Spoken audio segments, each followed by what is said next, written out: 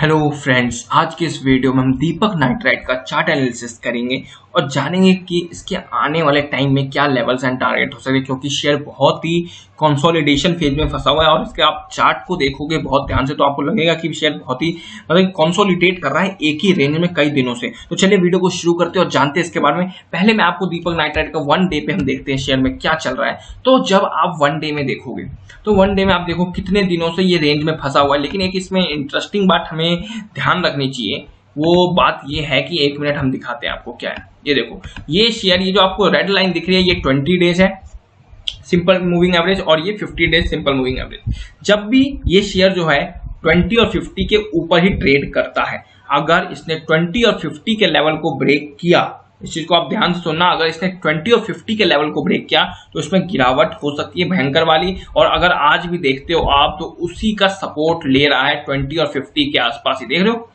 उसी के आसपास सपोर्ट ले रहा है। लेकिन अगर, क्योंकि मैं इसका ट्रेंड दिखा दो, देखो हमें ट्रेंड से पीछे पता लग जाए, ये शेयर देखो आप 20-50 के ऊपर ही है।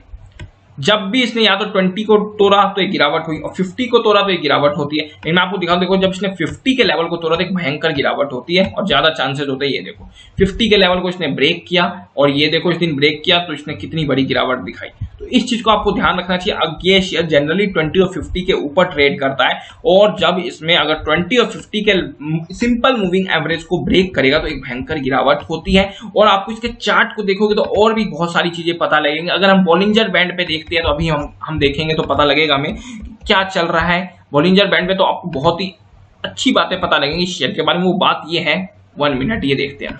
ये देखो बॉलिंजर बैंड में क्या दिख रहा है कि बॉलिंजर बैंड कितने दिनों से क्या है, पतला हो चुका है और एकदम कंसोलिडेशन फेज में फंसा हुआ है। अब ये क्या है, अगर आप देखते हो ये जो इसकी जो बीच वाली लाइन जिसको हम कहते हैं, इसको 20 डेज सिंपल मूविंग एवरेज कहते हैं, ये वाली लाइन जो है ब्लैक कलर की, अगर इस शेयर ने इसके ऊपर क्लोजिंग दी तो समझ लेना शेयर में स्ट्रेंथ है। लेकिन आज भी शेयर उसके ऊपर क्लोजिंग दे नहीं पाया है तो शेयर में अभी भी स्ट्रेंथ नहीं है, अभी भी गिरावट होने के चांसेस ज्यादा है। अगर उसके ऊपर आने वाले टाइम में क्लोजिंग देता है तो हमें एक अच्छी खासी तेजी दिख सकती है। और ये आपको एक बार फिर से जो अभी जो हमें ट्रेंड पे दिख रहा है 1810 के लेवल दिखा सकता है। लेकिन उससे पहले नहीं दिखाएगा जब तक ये अपने 20 डे सिंपल मूविंग एवरेज के ऊपर नहीं जाएगा, जो कि 1770 रुपए के आसपास है। उसके ऊपर जाता है पर टिक नहीं पाता है, वहां से सेलिंग प्रेशर आए। तो इस चीज को आपको ध्यान रखना है कि अगर ये 20 डे सिंपल मूविंग एवरेज के ऊपर जाएगा तो तभी इसमें एक तेजी आ सकती है और 1810 के लेवल आपको इंट्राडे या शॉर्ट टर्म में दिखा सकता है। इस चीज को आपको ध्यान रखना है।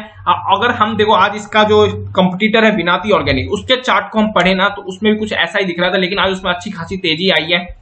ये देखो आप विनाती ऑर्गेनिक का चार्ट है, बॉलिंजर बैंड देखो आप, इसका बॉलिंजर बैंड इसने कंटिन्यू, उससे तो कम है लेकिन पतला उससे कम है, लेकिन वैसा ही चल रहा था। लेकिन क्या हुआ, इसने एक दिन क्लोजिंग दी 20 डे सिंपल मूविंग एवरेज के ऊपर। अब देखो इसमें कितनी बड़ी तेजी आई, इसने 1780 के आसपास दिन जो क्लोजिंग हुई थी 1800 के आसपास हुई थी और आज जो इसने जो हाई मारा है वो मारा है 1944 रुपए का हाई मारा है। शायद मेरे ख्याल से लाइफ टाइम हाई होगा इस शेयर का। और देख लो जब इसने 20 डे सिंपल मूविंग एवरेज के ऊपर क्लोजिंग दिया, तो इसलिए बोल रहा हूं कि अगर ये शेयर आपको 20 डे सिंपल मूविंग एवरेज के ऊपर क्लोजिंग देता है तो एक आपको पॉजिटिव साइन दिख सकता है इस शेयर में। अगर नहीं देता है तो भैया फिर तो गिरावट होने के चांसेस ज्यादा है और नीचे के टारगेट ही लेवल डिस्कस करो।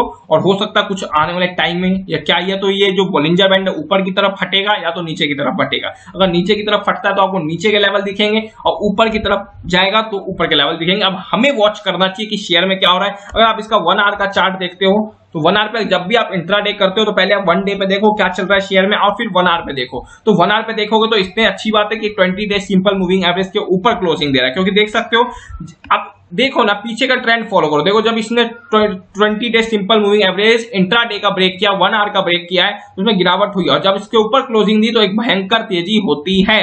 तो इस चीज का आपको प्रूफ है, पीछे हिस्ट्री देखो, हिस्ट्री रिपीट हो रही है। तो अभी इस शेयर ने बड़ी मुश्किल से 1 आवर पे तो क्लोजिंग दे रहा है 20 डे सिंपल मूविंग एवरेज के ऊपर, लेकिन आज उसके नीचे क्लोजिंग दी है। इस चीज को आपको ध्यान देना चाहिए। ये देखो आज भी उसके नीचे क्लोजिंग है, तो अगर आने वाले टाइम में इसके नीचे 1-2 दिन और नीचे जाता है तो आपको नीचे के गिरावट और ये नीचे का जो लेवल है फिर से 1730 के लेवल ये दिखा सकता है, जो कि दिखा भी रहा है, कितने टाइम से दिखा चुका ऑलरेडी।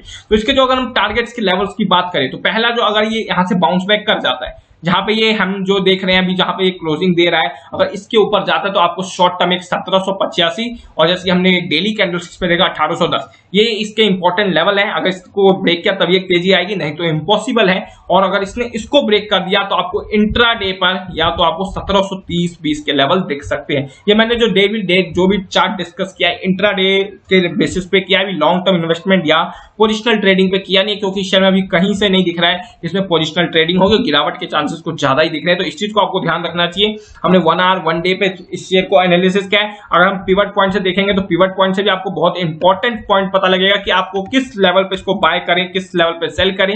तो पिवट पॉइंट से हम एक बार और देखते हैं। पिवट पॉइंट को देखोगे आप तो ये देखो, ये बहुत ही इंपॉर्टेंट सपोर्ट जोन है इसका, 1760 रुपए के आसपास उसी को सपोर्ट लेकर चिपका पड़ा है।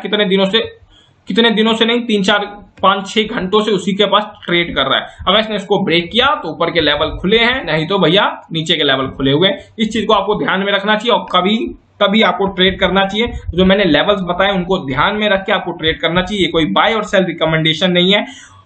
और हो सकता है आने वाले टाइम में इसमें तेजी आई, क्योंकि इसका जो कॉम्पिटिटर है विनाती ऑर्गेन उसमें तो तेजी आई लेकिन इसमें नहीं आई है। तो क्या होता है, कभी कभी एक सेक्टर के एक स्टॉक में आता है तो होता है कि आने वाले टाइम में किसी दूसरे स्टॉक में भी आती है तेजी उसी सेक्टर में। तो इस चीज को आपको ध्यान रखते हुए ट्रेड लेना चाहिए। जो भी मैंने लेवल डिस्कस किए आपको पोजिशनल नहीं है, इंट्राडे पे आप देखना है आपको, ठीक है। अभी वैसे ही सेल साइड पे ही है, कहीं पे भी आपको बाय की रिकमेंडेशन हम नहीं दे सकते इस शेयर में। तो ये मेरी एनालिसिस है, आपकी कुछ और एनालिसिस होती है। तो वीडियो अच्छी लगी तो वीडियो को लाइक करें और चैनल को सब्सक्राइब करें।